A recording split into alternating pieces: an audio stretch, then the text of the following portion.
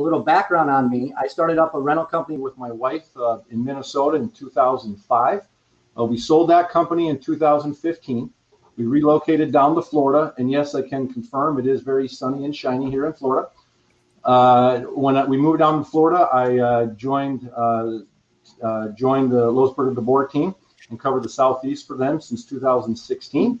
If you don't know about Losberger de Boer, it's a global provider of German-engineered clear-span tent structures. We do industrial, military events, but more commonly, it's been more COVID-related testing, vaccines, outdoor dinings, things like that. On this panel with me today are three other people. First, let's start with Nick. Nick, why don't you tell us a little bit about yourself and your company? Thanks, Joe. Welcome, everybody. So my name's Nick Danino, 20-year veteran in the tent rental PTG event services that was based out of New York. I'm also the founder of Block and Roll, the tent ballast system. Recently exited the tent space, which we'll talk a little bit about later, but have vast experience in ballasting, and that was what we specialized in my tent company in New York. Perfect. I appreciate that, Nick. Stephen, why don't you go next and tell us a little bit about yourself? Okay, thanks. Good morning, everybody. My name's Stephen Eisenstein. I'm here in Atlanta, Georgia. I got into the rental business almost 11 years ago now. I bought an existing business that was up and running, and we've grown it ever since. We serve the movie production business here in Atlanta, as well as corporate, retail, and a lot of other different segments. So glad to be here today. Perfect. We're glad to have you, Stephen.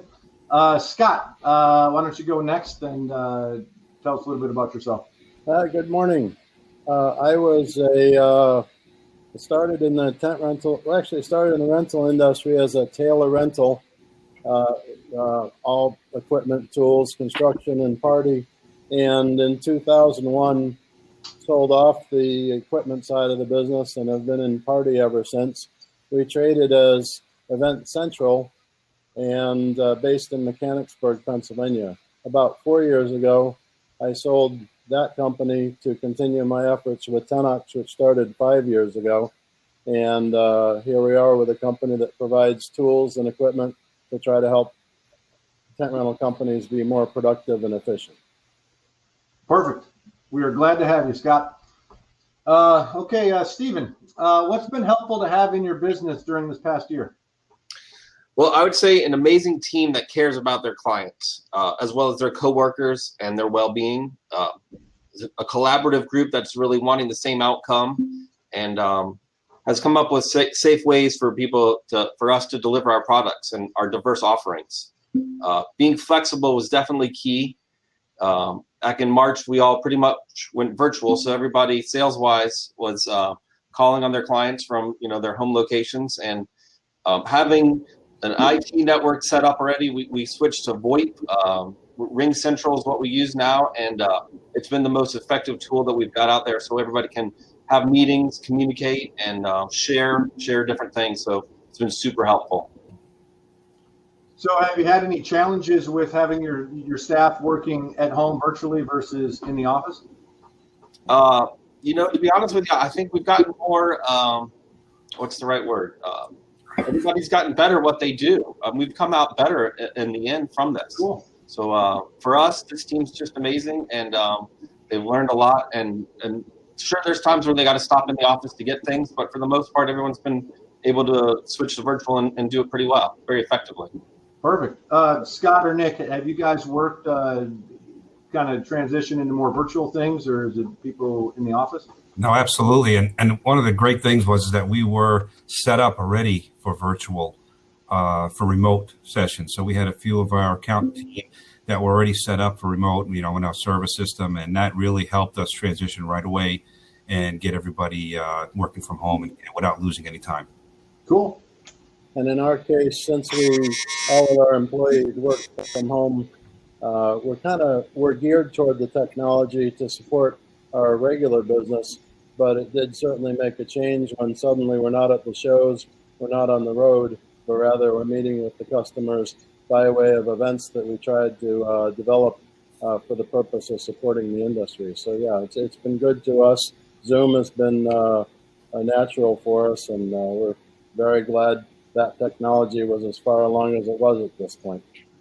Yeah, it's kind of funny to think that that technology has always been there, but no one really used it. And then all of a sudden COVID hits and everyone wants face-to-face conversation. No one wants just a typical phone call anymore. So that's good. Everyone was able to kind of adapt to that. I know for Losberger, a lot of the salespeople were already work from home. So it was an easy transition for Losberger as well. Let's see here, Nick. What were the major changes to your operation, maybe that you had to make a change to since the pandemic started? I think the biggest change for us was, obviously the initial impact of the closures and event cancellations, and once that took hold and we figured out what we can do, I think the biggest change was really adapting to these long-term rentals that. We never really did many long-term rentals. Most of our stuff was larger festival-based events and marketing events. And all of a sudden to have to shift gears and really learn how to work your inventory that's going to be out for long term, that was a big challenge for us. It was also first time in 20 years that I was out knocking on doors. I haven't done that in a long time. But, you had to get out there and really there was no easy way to reach people. And I literally knocked on doors at hospitals and medical centers. And that's where we got a lot of our work that carried us through the beginning of the pandemic. Perfect. Any advice you'd want to share on long-term rentals or something might be helpful to maybe someone in your same shoes who hasn't been I'm not sure I mastered it, but it was, and now I don't have to worry about it. But it was tough. And I think that really knowing your inventory, having when you're busy in season and normal times, you don't typically run down to the bottom of your inventory. But when you're doing all these long-term rentals, you're running out of all the popular sizes. And that was something that was an ongoing challenge. And I would just say, be ready with that and make sure your inventory is up and you can handle all those smaller jobs that it was requiring at the time. I got you. Stephen, would you care to add on anything on that? Yeah, for us, we quickly had different shifts. So we had a 5 a.m. crew came in, and then we also had a 1 p.m. crew. So we tried to split up our crews once this whole thing kind of got going, to kind of keep mitigate our interactions with a lot of people together. So we also, much like Nick just said, had, keeping an eye on all of our inventory. For the first time ever, we had to buy more steaks. We had to double up on our amount of block and roll. We had to add more. So for us, it was just a matter of keeping up and making sure we had enough inventory of everything to keep flowing and taking care of everybody. So it's definitely interesting. And it was, a lot of times we had lead times started to grow on us for different items. So it went from 4 weeks to 6 weeks to, so if we knew, we probably, that's a question later down the road. But we had a very good open communication with our group, which was really helpful. And I think that was just key, being flexible with everybody and making sure everybody knows what's going on in the plan. Perfect. Both of you guys kind of touched on long-term rentals. Is there, from a staffing standpoint, or was it any challenges trying to send back guys to resecure things that were up or just inspect it, or was it just kind of a set it and forget it kind of thing? I think one good thing about I'm sorry, Steve. One good thing about the long-term rentals, we wound up working with less staff, obviously. Okay. Had to make a certain amount of cuts, and we had a team of about 50 people and didn't need 50 people. With the limited business that we had in the beginning. So I think the long-term rentals helped that because you were able to get something up and then it stayed up and you were able to work on other projects at the same time. In that respect, I think it helped us. Perfect. Yeah, and for us, what we've done is we set up service tickets and we've frequently stopped by all the different long-term locations to make sure that everything is in good shape and that it's tied down properly and that we avoid any situations. So for us, it's a matter of keeping up with everything and watching them, keeping in touch with everyone. Beautiful. Stephen, did you guys add any new inventory because of COVID? Well, absolutely. We definitely jumped on the bandwagon pretty quick with hand sanitizer stations. We ordered them quite early, and there was a delay in timing. So I don't think we actually got our 100 stations till about May. But yes, we added sinks, hot water sinks to our inventory. we use a lot of we used to use a lot of pipe and drape, but we've swapped out the drape now for vinyl walls. So we've got a lot of vinyl walls building dressing rooms now, which used to be velour.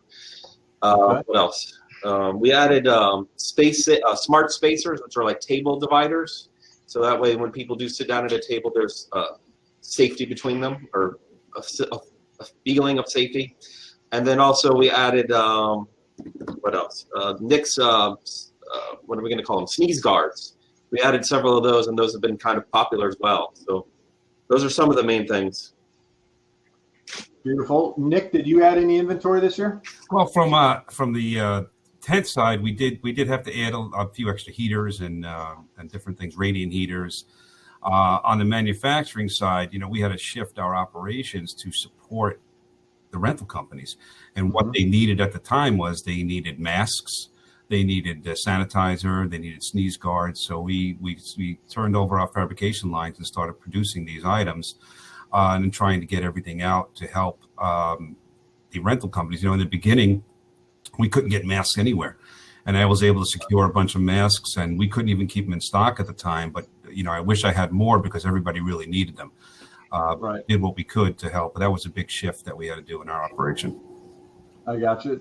Scott, did Tentox have any new inventory or kind of change things to kind of cater more towards the COVID market? Not really anything that we could do. We were kind of, behind the scenes watching and talking to players, but no change in inventory that we could affect that would result in anything. No. I got you. Did with COVID, obviously one big thing is to have more social distancing. So did you rental guys get any calls for larger tents or anything like that, where instead of doing something small, now you got to do something big, or were you able to kind of maximize your inventory that way? Yeah, for us during this time frame, our production companies asked for larger tents. So what we used to do would have been a 40 by 60, now it's become like a 40 by 100. So they're Okay. spreading out. They had asked for like 120 square feet of space per person. So when they're filming extras, needing a large quantity of people, the spaces have been quite big. So we've been able to benefit from that, having inventory, having the staff to do it. Perfect. That's a lot of space, 120 square feet a person. Right? So, For 10 guys' years. maybe that'll stay, and big tents will be all around. Scott, from a vendor standpoint, how did you see the pandemic affecting the rental industry? Well, I think it was very interesting because people kind of fell into one of three categories. Well, certainly initially, everybody was scared and didn't know if there would be any revenue to replace the complete loss of revenue over the first 30 days. But what we saw is three categories. One would be a trigger for companies to close down. There were people that have been marginal in the industry, weren't really sure if they were committed, and this became an excuse, a reason to say, I'm ready to get out of the business. They were older people or second generation where maybe they weren't strong. You had some downsizing, so they would go toward a targeted market, and in a couple cases, actually dealing with bankruptcy. The second category was steady as she goes. That represents a lot of the companies where they would just kind of keep working the calls and try to be as effective as they could. And the third category were the people that were able to capitalize and maximize the COVID opportunity. That's interesting because it depended somewhat on your demographics. If you were located in an area where there wasn't a lot of demand for COVID-related work, you might not have prospered. If you were in a larger city or in cities where there's business, manufacturing, or big hospitals, then you might have enjoyed the business that came from the initial hospital screening in March, April. Factory screening started in April, still goes on currently. Major tenting was put up to create hospitals around the country, some of which stayed up, some went down, not needed. Public testing tents started in May, up in through September, and still going on. And then suddenly restaurant tents became a whole new market, which everybody could enjoy in their respective markets, and that was very healthy. Local schools, both local and universities, created demands because they needed to get that spacing. And then regionally, like on the West Coast, where the weather is such what it is, you saw outdoor public gyms where they were in dry climates where they could move outdoors, where otherwise those gyms might not have been in operation. So it was really interesting to see how many different waves of COVID-related work was triggered. In the very beginning, everybody felt it was very price sensitive in that March-April timeframe. And as time went on, realizing they're running out of frame tents and limited staff, you started to see an awful lot of creative things going on where people would find ways to generate the revenue. And some of the companies literally having one of the best years ever, even though it was nowhere near the sales level, because they were able to have these long-term rentals without a lot of labor up against them. I gotcha. So then you mentioned the labor. I know that the Tentox obviously helps people with, you can do more work with less labor. Have you seen more people since they're kind of downsizing at times to maybe expanding into that? Yes, very much so. What was interesting is that COVID caused a lot of owners and managers to get back in the field. And I remember numerous conversations with people where the owner would have stripped back as far as he could, not knowing if he's going to get the PPP, he or she. And then suddenly they've got this large job coming up, and rather than bring everybody back, the owner would go out and try to mitigate the potential for labor costs. Suddenly, companies that own the Tentox, for example, they were finding out that their operations staff weren't maximizing the use of the Tentox, and they would go out and start to embrace it on a different level. And as they went on, sometimes they couldn't get their labor back because of the incentives to stay on unemployment. Sometimes it was because they were just trying to run lean, not knowing where the next job would come from. And the owners and the new supervisors would be out there. And oddly enough, the strangest thing was we had people call, only a handful of them, but call on the early side of it and say, we realize we need a second machine, purchased one so they could continue the lean operation that they hadn't gotten to over the last 2 or 3 years because of typically what you have is an old school thinker that'd been with the company for 20 years who just didn't embrace the change in the industry with the new technology. So it was kind of fun to watch that evolve. Cool. That's awesome. Stephen, another thing Scott kind of mentioned was hospitals kind of doing like check-in tents and things like that. I know that we worked on a project on that. Would you want to elaborate on that? Well, thank you, Amelia Davies, here in our team that worked with you, Joe, to help knock that out.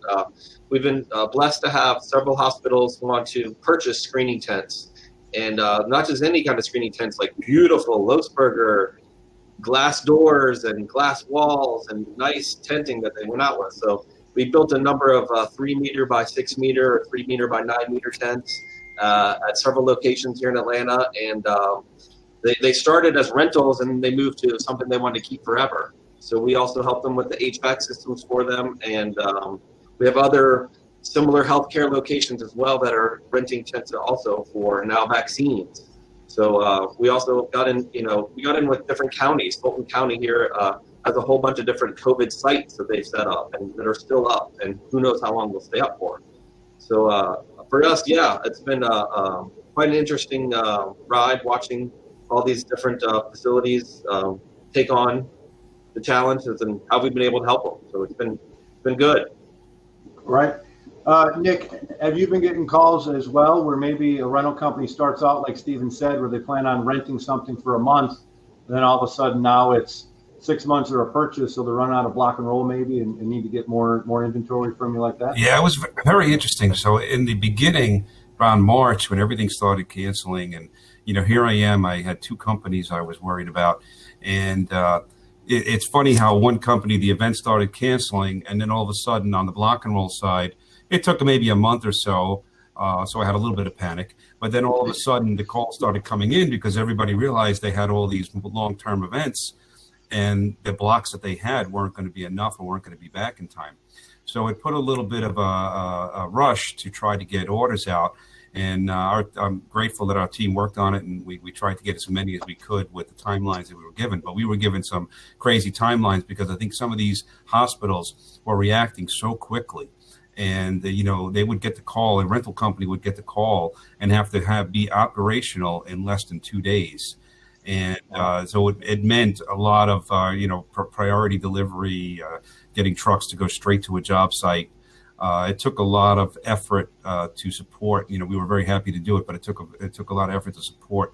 And I think it was a wake up call for a lot of companies that didn't really know how to react that fast. There are some companies that do that on a regular basis. They're always in a rush, but a lot of other companies have a little more time of planning, and I think it gave them a little bit of a shock that all of a sudden they had to react in 2 days. And it was either make it in 2 days or lose the job, basically. So right. It's not like a typical wedding where it takes a year plus at times to get something figured out. Now it's get the call, react. And I think from a manufacturer standpoint, from the tenting side of things, I think all tent manufacturers had the same challenge. We're just trying to get inventory, trying to keep it in stock so that you can fulfill those last minute calls. I know we constantly had it set up where we would have containers come over to our warehouse in Maryland, where we just would anticipate kind of the need. So we try to have that steady flow of inventory replenishing what was being eaten up just with those last minute phone calls. It's crazy how everyone kind of had to adapt to that. Now, you did kind of allude to this earlier, Nick, but you did end up selling the rental side of your company. Can you kind of talk through maybe any type of decisions or thought process that went into that decision? Sure. I mean, truth be told, I had been planning an exit for a couple of years. And it is a timely thing to plan an exit and work on it. I wasn't planning on it during the middle of a pandemic. But I saw what was happening in our market. New York was a very hard hit market, and closures and projected closures were coming down until June of 2021. And this was being projected 6 months ago. So the forecast was not great. We were doing some great work with some hospitals and some COVID and restaurants and different things. But I saw in the beginning when this first happened around March, I said, well, I was thinking about it, and I said, I think that the strongest are going to survive, and this is going to be the year of consolidations, where I felt like companies in different markets are going to be struggling, but together, or if they consolidated somehow, they could remain strong. So it was a tough decision. We was over 20 years that I was running this business, and we had a lot of great people, and I'm happy that a lot of the people were moved over and transitioned over. And again, if I had to do it again, I wouldn't do it during a pandemic, but it kind of made sense at the time, and we were all ready and queued up and ready to go. And that was a key thing that I stressed to a lot of companies, that you never know when the time might arise, or if you're thinking about an exit strategy, get your house in order. It's very helpful. And even if you're not ready, it's always good to have your house in order so you can react if you need to. So when you say house in order, maybe for a smaller company that may not be familiar with what would need to be done, or any advice or more specific might be able to help them out that might have someone in your similar situation? Well, I think, making sure your financials are in order. You have a clean set of books that you're working with. A lot of smaller companies, they get into that habit where they'll treat their business as a very small business and not think about those things. But I think it's important for everybody, because at one point, everybody's going to make a transition. You're going to, maybe have your kids take over, or you're going to maybe have an employee take over. I've seen a lot of companies that have turned over to employees, which I think is fantastic. I think that's great. So being ready, being cleaned up, talking to your accountants or consultants, making sure. I think that there'll be a seminar coming up that'll go in a little more detail on this, and I advise that every company should try to get in on that seminar, because it's very helpful for everybody. You never know when you want to exit, or if you want to plan the exit. These things don't happen, and Scott could tell you too. He transitioned out a number of years ago. It's not something that happens in a month, typically. Perfect. Scott, why don't you give us your insight from being someone that's been there before? So the the changes we saw in the industry were interesting because there have been a fair number of consolidations, but they're very low key. I mean, you didn't really hear about many of the acquisitions. You seldom heard about the closings. You'd sometimes see the auctions listed, and some of them are just holding inventory and waiting until the market comes back where they're more certain that they're going to be able to sell the inventory because the demand was only there for the tents. It's interesting because back in the beginning of this, the forecast I was hearing for companies getting out of the business was going to be in the area of 30%. I do think that number's down from what it was originally talked about, and I think it's only because of the surprise impact we had of the demand for tenting to support COVID. Otherwise, I think we'd be a different industry right now. So we're all grateful for that. Absolutely. Well, kind of being a Monday morning quarterback for all three of you guys, if you knew then what you know now, what would you have done different at the start of this pandemic? Stephen, why don't you take yourself off mute and start it off for us? Okay, so I would definitely say we would have beefed up on our inventory. If we knew the lag times were going to be like they were, we would have perhaps had more of it. We took an opportunity to sell off some of our older inventory during this time as well. So we were getting rid of some of the older Fiesta and replacing it with some F3, some heated tops. So it's been kind of a good time to do it. So yeah, that's one of the main things I would say. Perfect. Nick, would you like to give any input on it? I mean, I definitely agree with Stephen. You know, had you known something like this was coming, and, you know, not that I was in denial when it first happened. I understood this was a serious thing, but I did not think this would go past, you know, the summer. You know, when this happened in March, I figured, well, this won't last past the summer. We'll be back on track for the fall. So in the future, something like this, yes, I think there would be a lot of pre-prep, making sure you have the right. So now that we know the type of equipment that's going to be needed, I know there wasn't a 30-foot wide tent available anywhere in my neck of the woods. I know that for sure. And I'm sure all the tent manufacturers, which were having trouble getting that size out because that seemed to be the most popular size that was going out to restaurants and some testing centers, along with 40. Everything on the 40 wide basically was in big demand. So I would definitely stock up the inventory, you know, and who would have ever thought that we would have need to stock up on, you know, cleaning supplies and sanitizer, and what a trouble it was to get it at the time.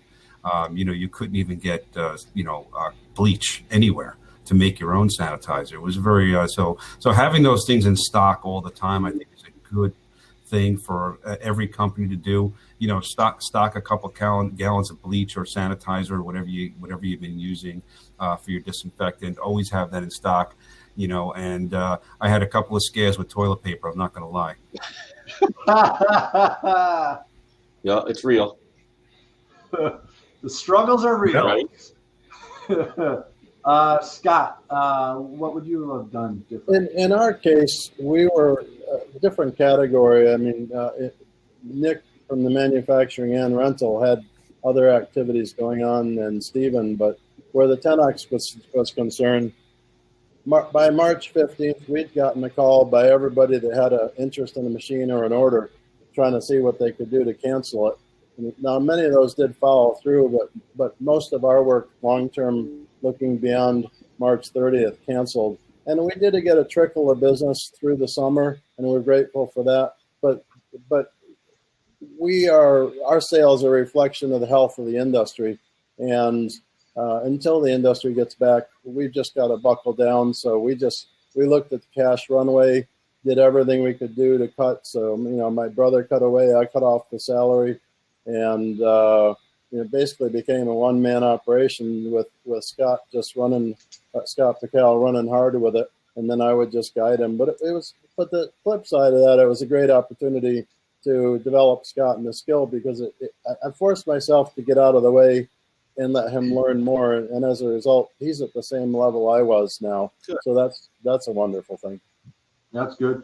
One thing I've kind of noticed from a sales standpoint is, looking back on it, a lot of companies seem to be purchasing not necessarily thinking ahead to how is this going to help in their inventory down the road. It's more, I have a need for a 20 or a 30-foot wide tent. Let's just buy it for this thing. Maybe not buying the right best solution for that thing, for that project. It turns into something that down the road, looking back, they wish they would have bought something bigger, something more sturdier, maybe something that could handle being up longer than a month than what they thought. So from a salesperson standpoint, it was a challenge trying to help people to think down the road, how does this help in your inventory once things come back and you start doing events and different things like that. Right. One more thing I would say, after we got the PPP, we decided that we really want to invest in some training. So I kind of regret that we didn't record it with a good videographer so we can later go back and watch them again. So we did some really good hunkering down on different topics in our inventory and gave everybody really some good cross training. So if I could go back, I would change that. Just more training. So then you kind of touch on staff. It seemed like a lot of companies around the nation obviously scaled down or trimmed the fat or lessened their staff. Now with people trying to ramp back up, when do you guys think that companies will start ramping up, maybe hiring more people, that kind of stuff? Nick, why don't you take it and go first? Well, I'll tell you, I got an email the other day, and I was pretty excited. It was one of the largest festivals that we used to do at PTG, a 30,000 person a day festival, and it's back on for September. Nice. I thought, well, that's great. That's just showing that things are going to start to come back. And I think with that, people are going to start gearing their staffing. So I think that same type of timeline, as we get these notifications that events are coming back, I think that, fall we should see this year, I think is where we'll see the biggest uptick, or prior to fall, getting ready for the fall season is where we'll start to see the staffing uptick, I believe. I think it's going to be tough for a lot of companies because a lot of the people they laid off, maybe they went on to do other things. Maybe they, not everybody's sitting at home waiting for their job back. And I know it's tough. It's been tough for a lot of people in the event industry, but hopefully that there'll be many more jobs created than we had in 2019 with an uptick in new events that'll take place from everybody who's been in this, going into withdrawal from no events for the past year and a half. No human interaction? Yeah, exactly. Scott, would you like to give any input on it? My hunch is that we're going to see a year in 2021 similar to 2019 for Tentox, in so much as the people have adjusted their thinking, their inventories. Now they have more tenting in some places and some sales for the people that have the ability to fund that.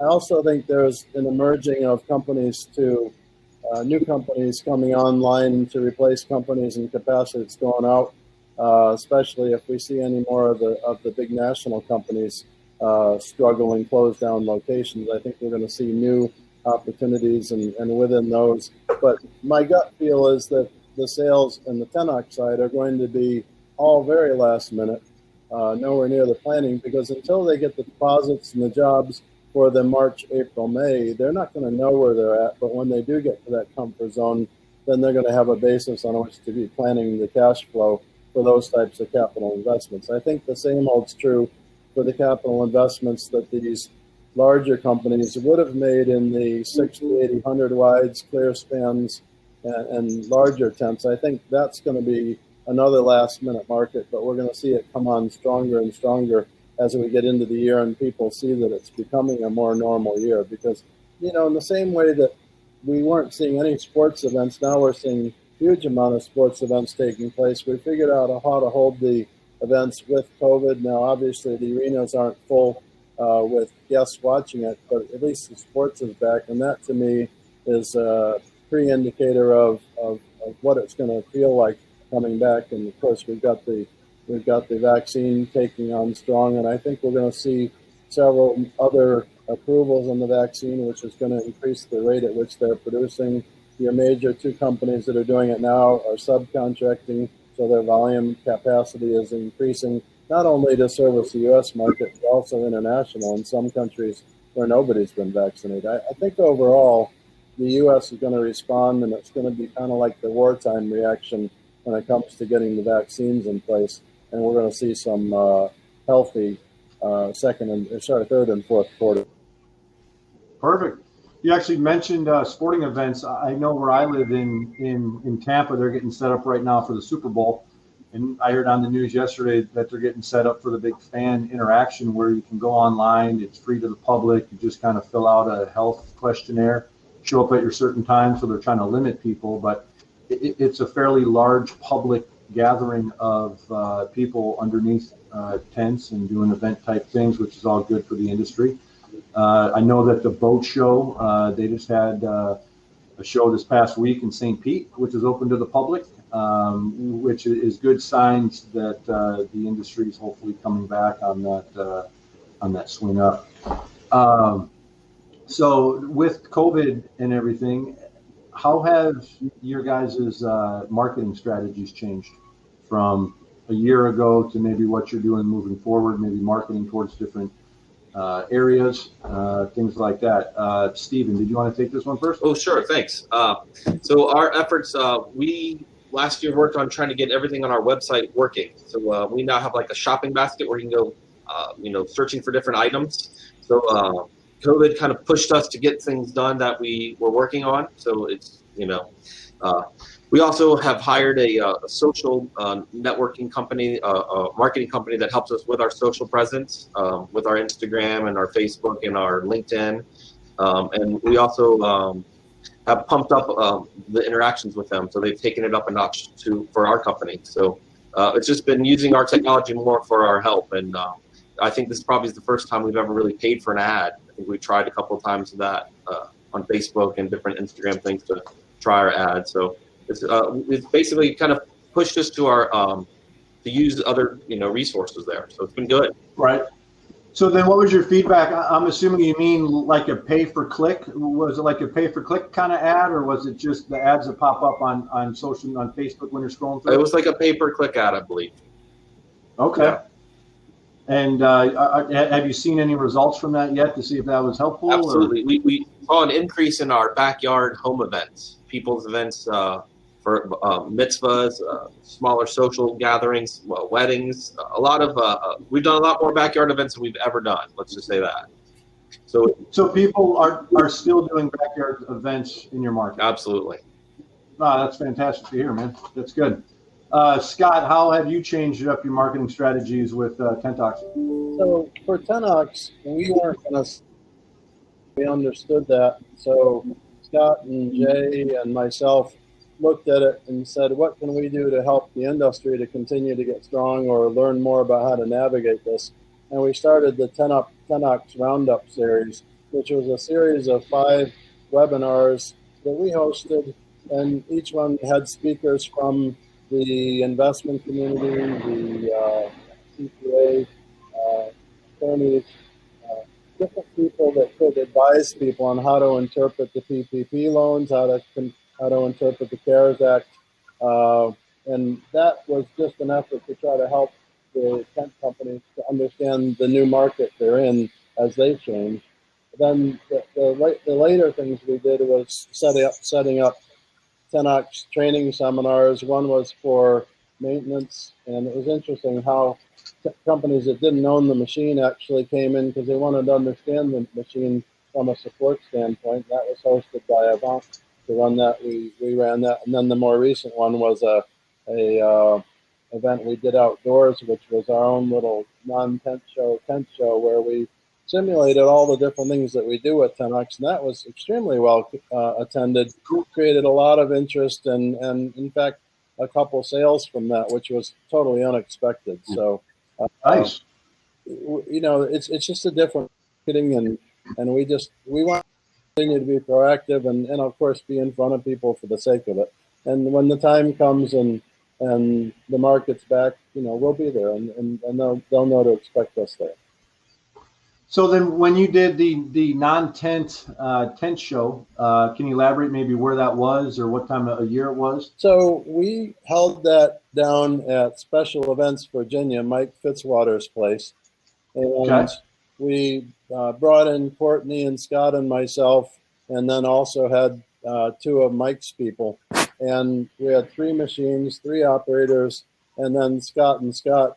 We basically orchestrated it to go through in a short period of time, nonstop, everything that we do with the Tenox that we could simulate, everything short of putting up a large pole tent or dealing with a structure.